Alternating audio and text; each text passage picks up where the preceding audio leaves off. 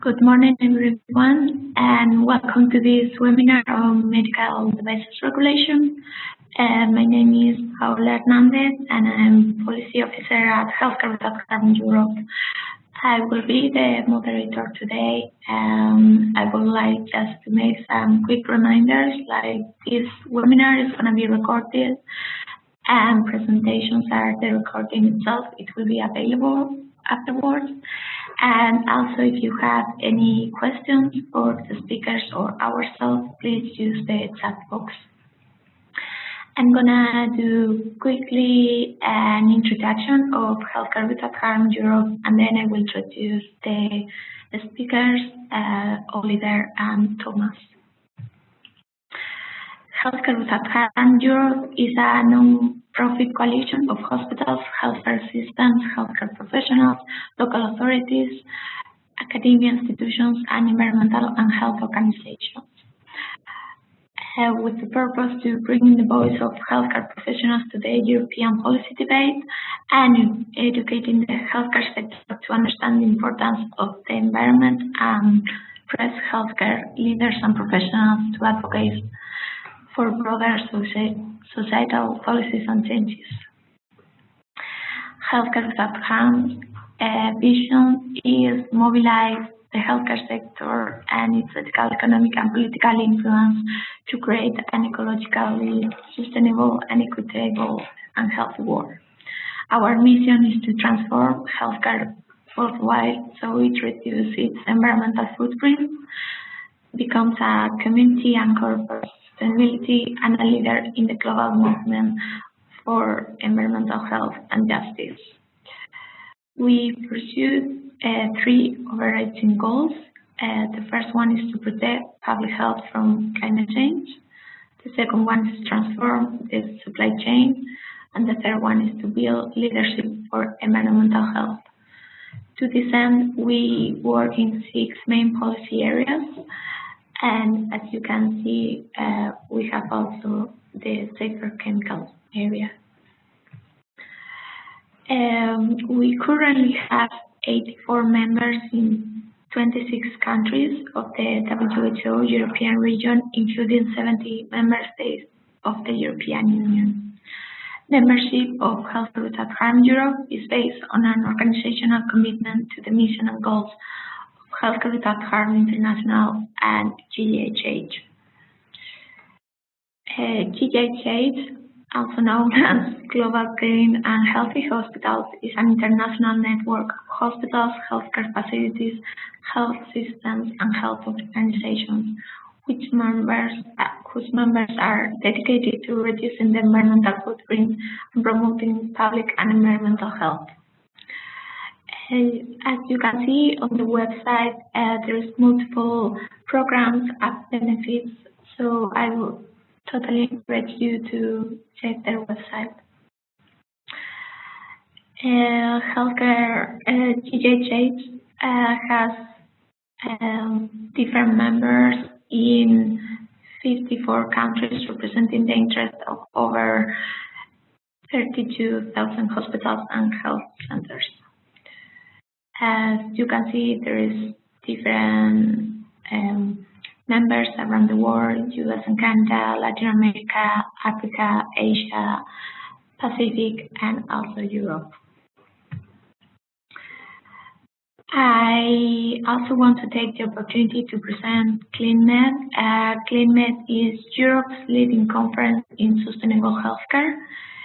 It is an optimal platform to hear about the latest industry trends, discuss different topics, and network with international thought leaders. In the past, we have organized conferences in Vienna, Stockholm, Malmö, Oxford, and Copenhagen. And this year, it will be held in Nijmegen, the Netherlands, from the 10th to 12th October. Some background to introduce the webinar is like Healthcare Without Harm Europe has been working on safer chemicals in healthcare since 2004. We have also followed the developments of the medical devices regulation since 2012. And for that purpose, we have bring different stakeholders together to raise awareness about the potential of medical devices regulation to substitute harmful chemicals such as endocrine disruptors. To know more about our previous work and read our reports, you can check them on our webpage.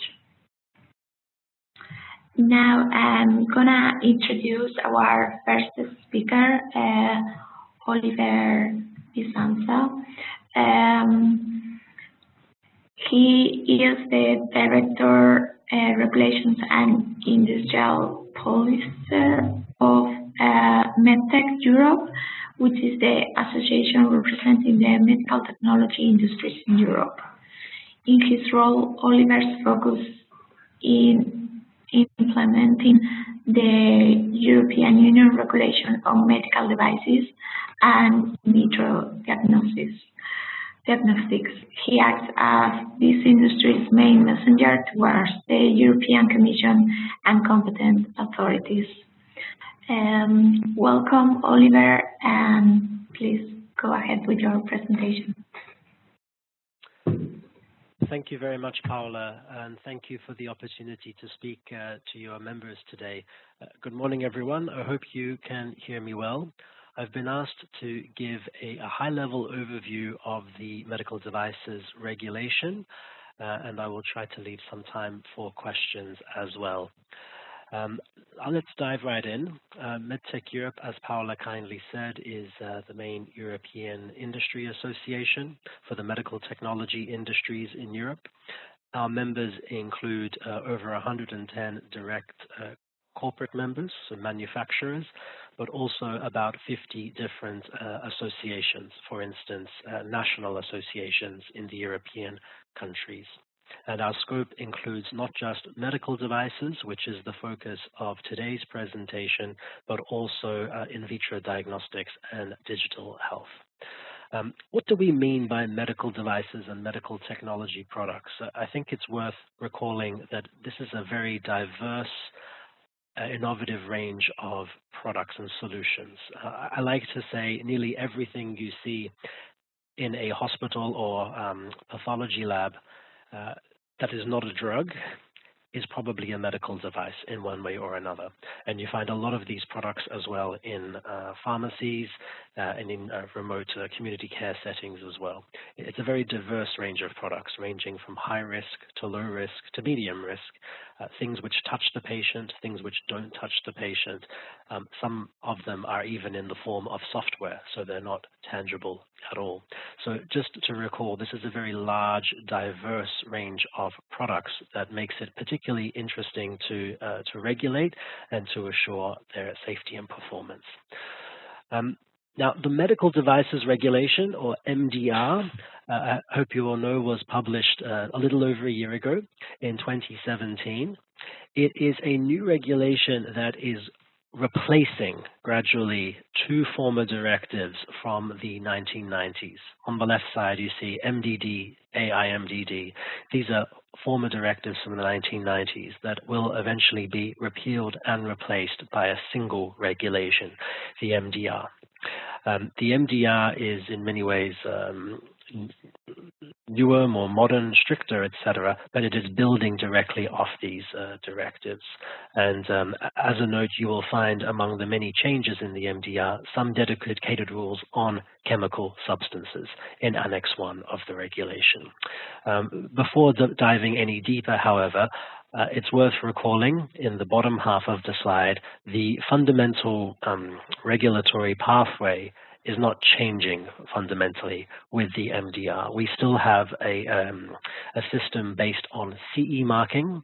CE marking means the affixing of a CE marking pictogram to the products, which is the manufacturer's way of declaring to the world that compliance with all applicable European regulations has been achieved following a conformity assessment and is then going to be actively followed up and maintained in the post-market phase through post-market vigilance and follow-up.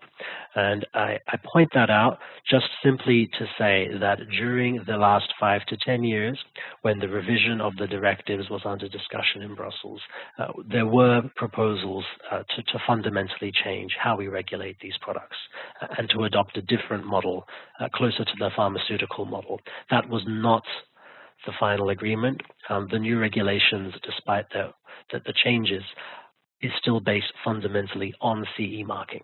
So that's the first thing to bear in mind.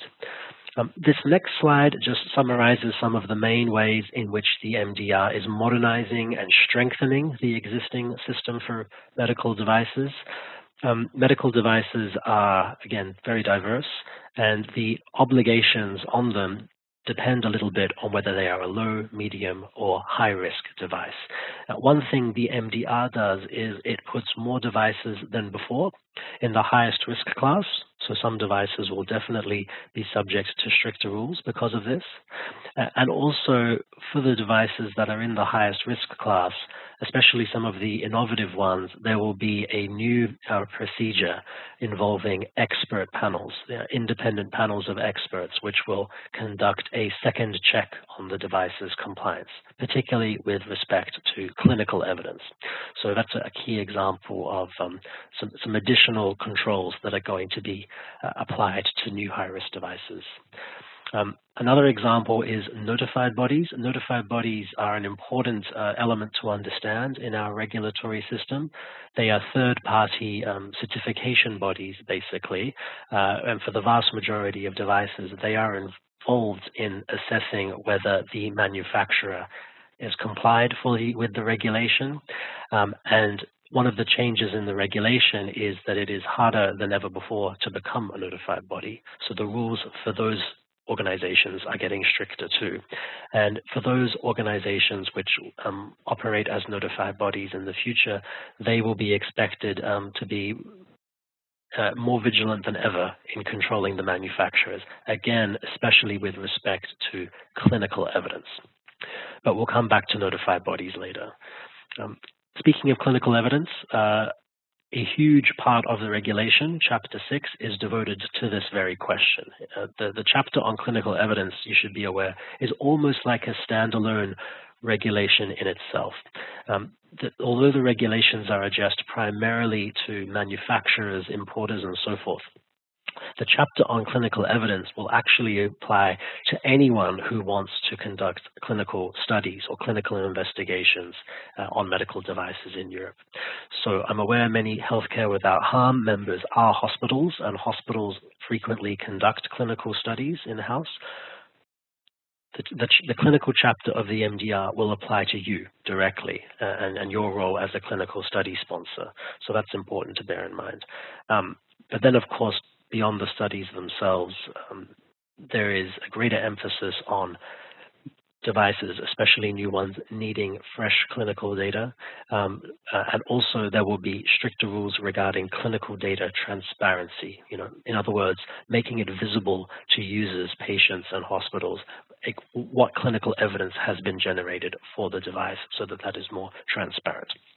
And there are many other obligations as well. We'll talk a little bit later about the new central database, EUDAMED, which will be important for delivering some transparency about devices to the world. There are many more documentation requirements for manufacturers, and for those hospitals who are interested in the reprocessing of single-use devices, this is an activity which is now going to be more directly regulated. And there are some special provisions in the regulation for hospitals that want to reprocess a single-use device in-house and reuse it in-house if that's allowed under national rules. So a strengthening of the system across the board, some new requirements, big emphasis on clinical evidence, big emphasis on transparency of information and documentation. Now, the other thing to bear in mind here, very, very important, is that there is no grandfathering in the regulation. In other words, the regulation is not just being applied going forward to new products. new products will have to comply with all of this, but also all the existing products that are currently purchased by hospitals, used in hospitals, including ones that have been on the market for decades, they will all need to be brought into compliance with the regulation if they're not already. By a certain period of time, all devices that we use in Europe will need to be compliant with the MDR. And that's important because it can have an impact ultimately on whether certain existing products remain on the market. We'll come back to that. Just to give you some examples of some of the big activities affecting manufacturers right now and some of the main impacts that manufacturers will point to when they look at the impact of the regulation. There's usually 4 big categories: labeling, post-market surveillance, the EUDAMED database, and again, clinical evidence. This slide really refers to a number of new requirements, things that were not in the previous directive, which are obviously requiring the industry to undertake a certain amount of work, often administrative work, and to update their processes and their documentation.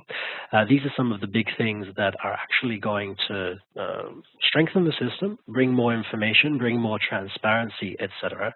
But they are also requiring the manufacturers to resource that work as well. So it comes with a certain cost that is currently being undertaken.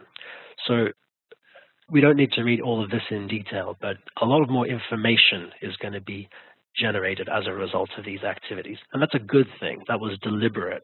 That was actually the plan of the co-legislator. But it's essential to bear in mind that this does not come for free. It does require a certain investment from the manufacturers, not just once off, but over the lifetime of the product to really maintain all this documentation. So once again, that's a consideration that manufacturers have to take account of when deciding whether to keep or discontinue certain existing products. With respect to chemicals, which I know is a topic of interest for Healthcare Without Harm members, on the right-hand side, you see some of the main principles of the MDR with respect to chemical risks. The focus is very much on patient safety, so we are looking at chemicals with respect to their human health hazards and risks. Environmental hazards and environmental risks are not really in the scope of the MDR. They might be in the scope of other legislation like CLP, REACH, and RoHS. But MDR is focused on human health. The overwhelming principle, whether it's chemical risks or any other risks, is that manufacturer needs to establish a positive benefit risk ratio in order to justify the current use of a chemical. There are some provisions on the release of substances from the devices.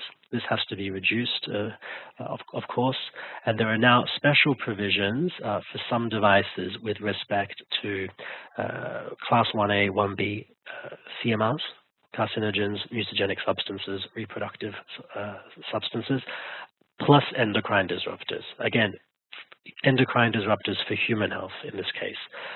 They have special requirements for certain products that contain these chemicals above 0.1%.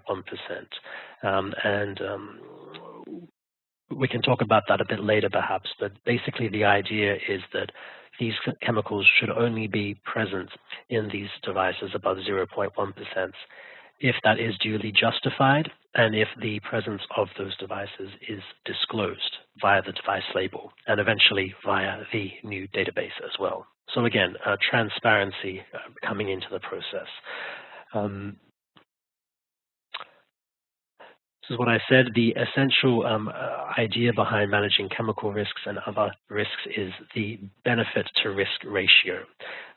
This is basically something that always has to be quantified. What is the risk coming from a chemical or an electrical hazard or a microbiological hazard for that matter? What have we done as manufacturers to understand, control, reduce that risk, and also ensure that benefits from using the device still outweigh the risks? That is basically the essential elements of medical devices regulation since decades, basically, and that's maintained in the MDR, even though we have more dedicated rules to chemicals. How we precisely do this for chemicals is an emerging area, and I think in particular a lot more clarity is going to come by May 2020, which is the date of application, in the form of guidelines from the SCHER, that's the European Commission's Scientific Committee on Health, Environmental and Emerging Risks. They're going to provide guidelines on the benefit-risk determination of chemicals in medical devices, starting off with a focus on phthalates, which are, of course, plasticizing chemicals.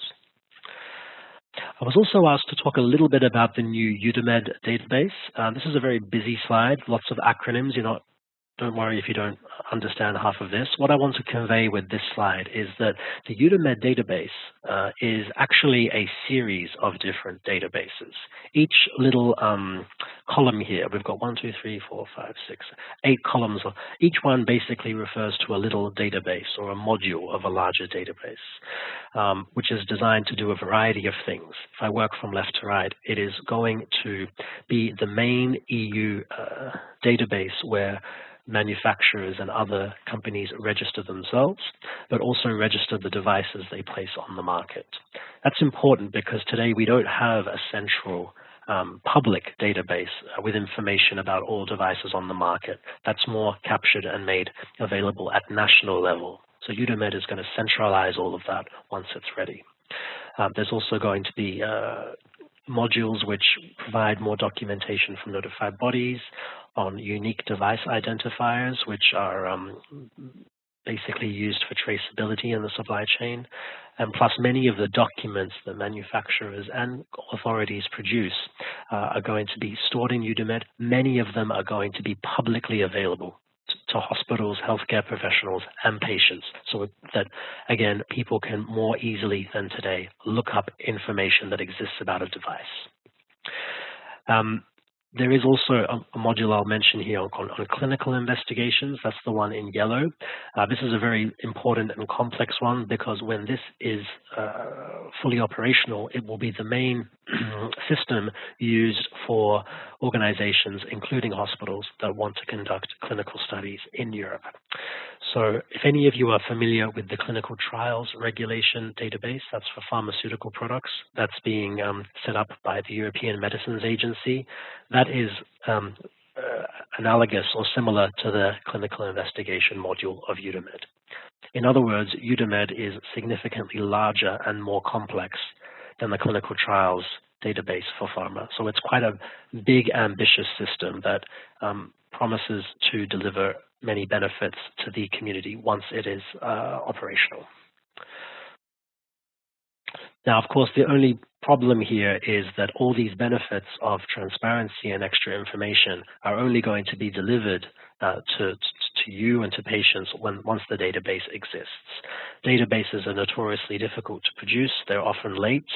The Commission estimates that this database will be operational by early 2020, but in case it's not, there are provisions that allow the regulation to go ahead, and in that case we would simply get a functional database later on. And the final thing I wanted to say here is regarding notified bodies. This has been a particular topic of interest for us as industry, but I think it's important for you as well, especially those of you who are hospitals or hospital federations. Again, a busy slide. When you get the slide deck, please do click on the link in red there. It'll take you to our infographic about notified bodies.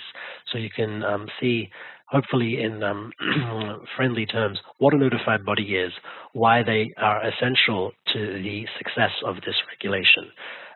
I mentioned earlier notified bodies are certification bodies. We need them to get the vast majority of our devices approved.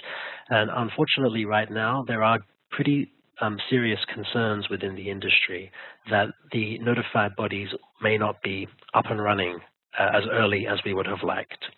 The first notified bodies might only become available to the industry in early 2019, at most a year before the compliance deadline. And that will be great news for the manufacturers who use those notified bodies. But it's important to bear in mind, we used to have well over 80 notified bodies. The number has been going down in recent years. We now have less than 60. And as things currently stand, it looks like barely 10, maybe 12 notified bodies are reaching the end of a long process to become designated and available under these regulations. So we will have notified bodies, that's a good thing, but the concern right now is that the notified bodies are only going to start becoming up and running and available to start looking at products fairly late in the transition period. And this is causing some concern given the hundreds of thousands of products that currently exist. If we want to transition all of our legacy products to the regulation, you need a notified body to be there in many cases to have the capacity to look at the files. And if that is not available to us early enough, then we are concerned that some legacy products might not be able to be brought into compliance on time. So our message right now to the authorities is to very seriously consider developing contingency plans, even if that requires amendment of the regulation, because we as industry very much need notified bodies to be available in order to continue providing hospitals and patients with care. So please have a read of that at your own leisure. Finally, there are some additional reading materials for you. The infographic plus our latest position paper are available if you click the links at the top. Plus, I've included some of the main links to resources from the European Commission, which you can read at your own leisure. So thank you for your time. Joanna, I hope I have, Paula, I hope, and Aidan, I hope I've respected the time limits. Very happy to take people's questions either now or after the second presentation. Thank you. Thank you very much, Oliver, for your presentation and giving us some background of the medical devices regulation and EUDAMED database. We have actually some questions for you from Jet. He wonders if will periodic safety update reports include also incidents or adverse events?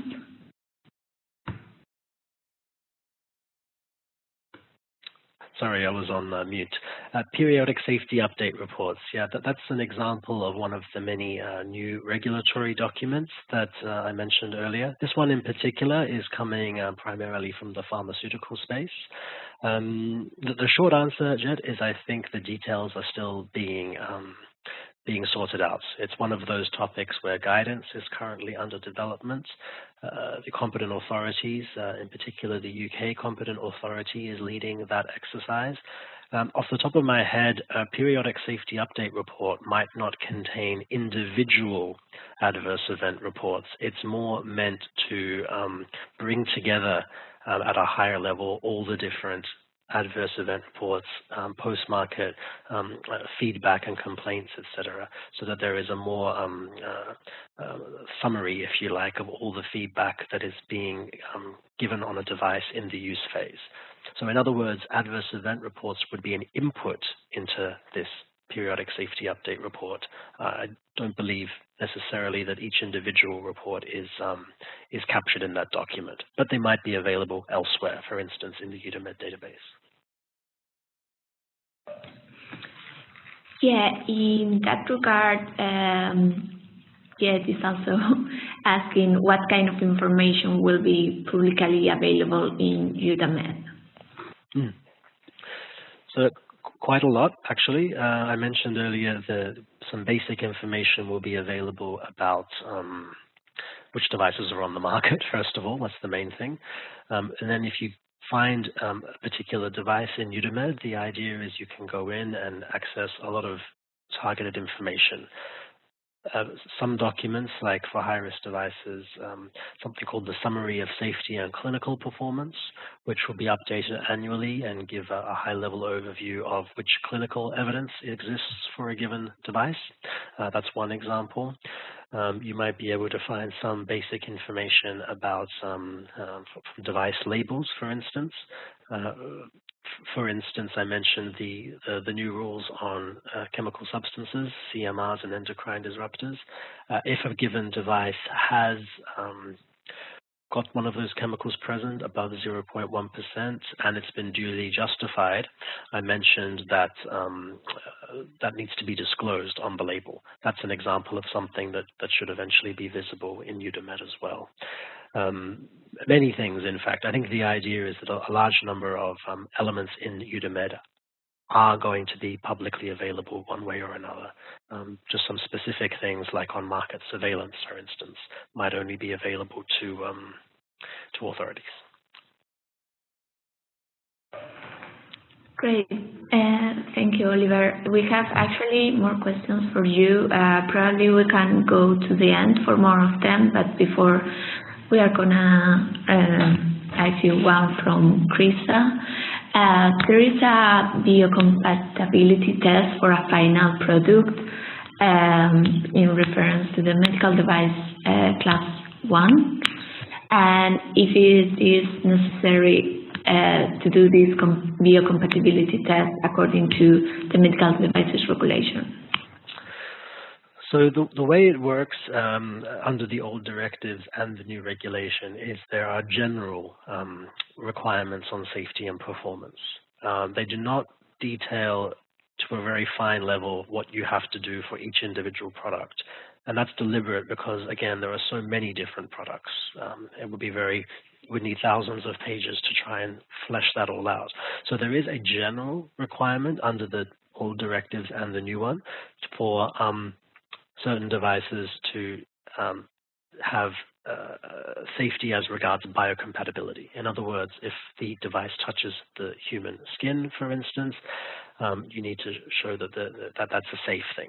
Now, one of the most traditional ways to do that and to demonstrate compliance with biocompatibility requirements is indeed to do testing, usually according to the ISO 10993 series of standards, and that can be done indeed for raw materials or the final product. That does not necessarily mean it's required, however. It's very important to bear in mind that the legislation deliberately gives the manufacturer flexibility to demonstrate compliance with these requirements by whatever means are available. But yes, indeed, a traditional way to do this is often through biocompatibility testing. Great, thank you, Oliver, for clarifying this. We have more questions, but we are gonna go first to Tomas, and then we will pick them up for the last part of questions and answers. So for those, Tomas Delimon is an environmental consultant for more than 15 years, and he currently works for Envicas, a consulting company providing services for more than 20 hospitals. In this capacity, Tomas is an advisor for environmental affairs to Zorgnet-Icuro, a federation representing all of the hospitals in Flanders. He has been appointed as environmental coordinator at several hospitals and works on environmental projects in many other healthcare facilities. Please, Tomas, go ahead. We are looking forward to hear your presentation. Okay, thank you, Paolo and Oliver, and welcome to everybody. So I'm going to start saying what is Zorgnet-Icuro. It's a non-profit federation of the care institutes in Flanders. It's the northern region of Belgium where we speak Dutch. So at all the hospitals in Flanders are with Zorgnet-Icuro, but also mental care institutes and elderly care, say 50%. It's also public and private organizations, so it's all the scope, and all together approximately 130,000 employees. So for Zorgnet-Icuro knows that they are partly publicly financed, so they are fully aware of their representative position in society. So they ask all members to be sustainable. So what is sustainable? You know that it's people, planet, profit.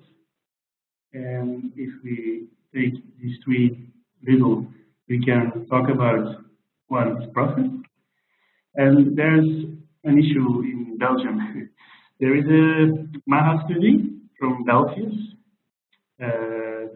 23rd year edition, and the summary of that is one of 3 hospitals are in structural negative results for economics. And there are also challenges. The budgets are shrinking, less government funds, the population aging and pension funding, future investments. So we have to deal with that. So how we deal with that? That is to have more cooperation, more hospitals taking things together. One example is the procurement of energy. And there is an organization, ESV Energy, and that was the largest energy tender in whole Belgium in 2015. So we need to cooperate together. ESV Energy, 215 institutes for more than 1,500 supply points. It was 1 terawatt, gas and electricity, comparable with 100,000 households. This was a big good thing for economical demand. So if we talk about cooperation, there is a network forming with several hospitals. Here you see a map of Flemish, and every colored area is a network where hospitals gonna work together. It is also the government who asks to work more together. If we talk about people, it is important to be safety to the patients, but also to the workers. And we do that about the 3 green lines. You make requirements in the orders, then you check with delivery, example, receipt declaration, and before use, you see and you make a submission report, it is okay to use a material. Another thing in hospital planners and Netherlands is the accreditation. And if you get an accreditation, then it replaces government visitation. It goes to quality and patient safety. So we have HCWH, they accreditate NIAS and GCI. NIAS accreditation, 60% of the hospitals choose for NIAS accreditation and 40% for GCI, which is American accreditation. And if we look to the purchase equipment, you can see NIAS Momentum, more than 4,000 demands, and you have a demand that said the organization criteria includes clear guidelines for the purchase of equipment and capital investments. And also in GCI, you have the standard, and it says hospital leadership make decisions related to the purchase or use of resources, human and technical, with an understanding of the quality and safety implications of those decisions. For example, CE.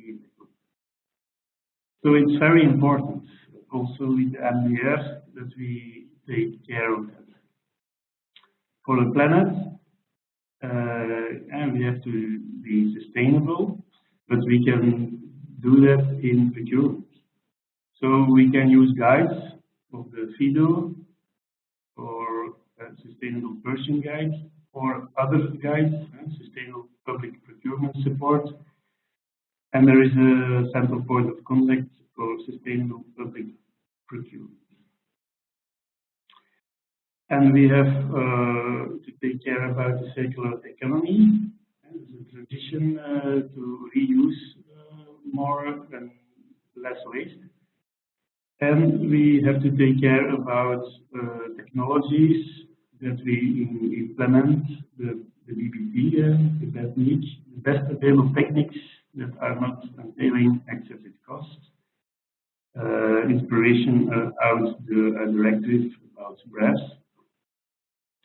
So that is a brief short note about Zorgnet-Icuro and about the hospitals with the procurement. If there are questions, you can ask. Thank you. Thank you, Tomas, for your presentation. We have actually some questions for you about accreditations. Can you explain a little bit more how does it work in practice and what steps do hospitals need to go through to receive an accreditation? Okay, you can generally choose about our MIAS accreditation or GCI. The standards are not the same. It's another norm, so you have to choose about the two. There are differences. If you choose, you have to work about a quality system, and there will be an audit. And they will look how far you are, and you have to work. You work with several people at all hospital. You write procedures and instructions. It's a lot of work. And if you think you can get accreditation, there will be an audit, and then you can get a label. So generally, it is more than 2 years you have to work for the accreditation. And then 3 years after, they come back to apply a new audit for that you can get accreditation for the future. Great. Thank you for clarifying this point. Also, another question is, from your experience, what kind of dialogue do hospitals have with medical devices manufacturers? And do you think hospital managers are fully informed of the medical devices regulation and the new provisions? So, for hospitals in Flemish, and all Belgium, it's necessary to arrange the public procurement procedures. So that is all the rules we have to take to for procurement. I don't know if there are dialogue between the technical sector and the procurement people, but I think MDR is an important thing for hospitals. Also, that I heard from Oliver, that it's applied to the materials you already use in a hospital, and if you are doing the reuse.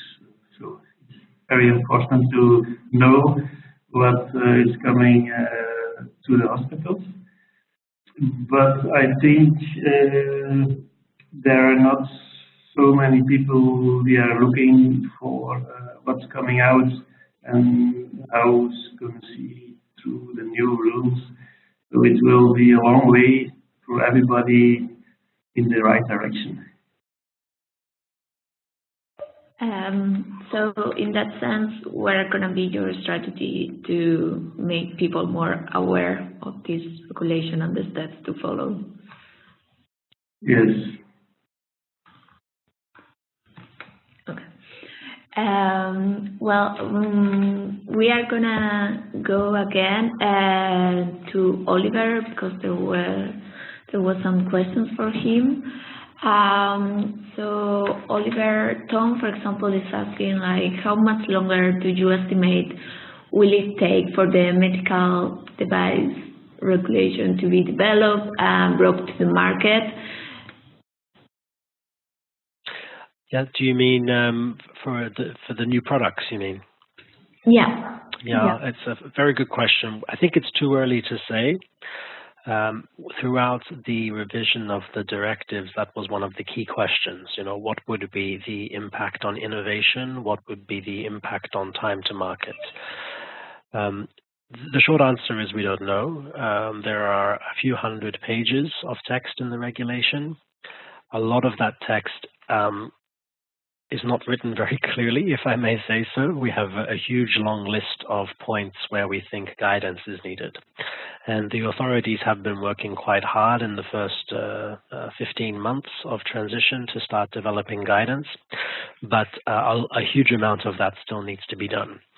So the overall impact on time to market for new products, I think that's going to really depend on the guidance. Are we going to have guidance and implementation which goes in the direction of pragmatic, clear legislation, or is there going to be more complication, more expectations that get placed upon the different stakeholders? We hope very much it's going to go in the direction of pragmatism, but it's too early to say, basically. And a lot of the companies who are doing their implementation and compliance plans have had to build in a lot of uncertainty into how long they should expect the approval to take, about how much they should expect it to cost, because of just how much gray area there is for now. So I'm sorry not to give you a more satisfying answer for that, but we really do need to wait and see until at least 2020 before we can answer that question. Yeah, thank you, Oliver, for actually bringing your concerns about the new medical devices regulation. You have highlighted really relevant points, I think.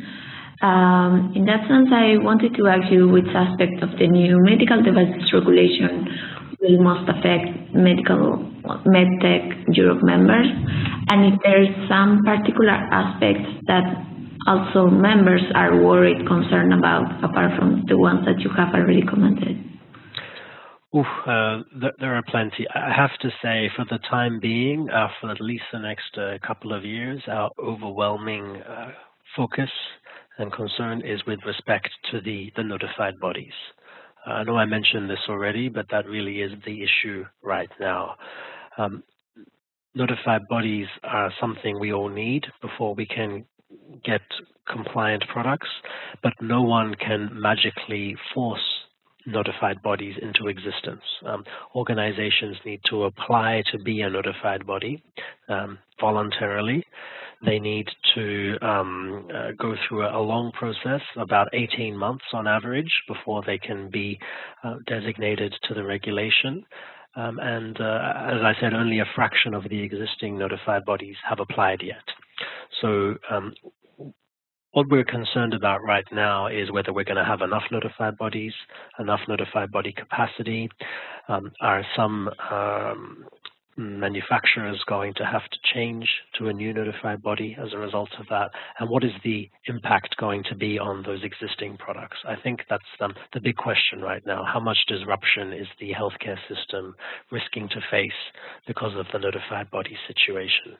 So pretty much everything else, the content of the regulation is still a priority, but until we can figure out this fundamental question, it's a little bit for another day.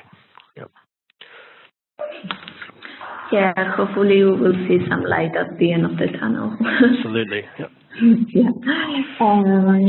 We are going to take one last question for you, Oliver, actually from Tom. And then if you have any further questions, please send it to europe@hcwh.org. So the question is, what challenges do you expect for plastic producers supplying materials for medical devices, are also if they are in the scope of the new medical devices regulation? Okay. Yeah, so this is about the material suppliers, I guess, or the components. They're not directly in the scope because it's really the final medical device manufacturer who is regulated, but nevertheless, they can expect to see some impacts indeed. So, for instance, I mentioned the new rules on endocrine disruptors and CMR 1A, 1B for some medical devices. I mean, this is potentially going to result in more supply chain communication, so questions from manufacturers to understand what is in the plastic material being supplied to them, to understand the scope for substitution potentially, or just to understand better the information needed to demonstrate the benefit risk ratio. So plastic producers, unless I assume today they're already in quite close dialogue with the medical device manufacturer, but there could be some more targeted questions about the CMRs, but also the endocrine disruptors, because the endocrine disruptors, as we all know, that's a category of chemicals that is still being identified to some extent. The endocrine disruptors that are addressed in the medical devices regulation are a very special category. It's just the ones for human health, as I said, so not the environmental endocrine disruptors, and they are the endocrine disruptors identified as such within the context of the biocides legislation. And endocrine disruptors in the context of the biocides legislation is a bit of a new area with new criteria having been developed and guidance being created on that. So I would imagine more targeted discussion between the plastic suppliers and the medical device manufacturer on that, because that's such an area of growing material and interest right now. Yeah, we are also looking forward to that discussion, and we will follow up and inform everyone. So I just wanted to thank everyone for participating, particularly to you, Oliver, and Thomas, for your presentations as well. If you have more questions, as I said, please don't hesitate to send it to europe@hcwh.org. We will send them to Oliver and Thomas, and they will contact you directly with the answers. Also, I just want to make a quick reminder that if you would like to subscribe to any of healthcare.com Europe newsletters, you can do it in the survey that we will send you after this webinar. And in any case, please feel free to contact us for any questions. Thank you very much, and have a nice day. Bye.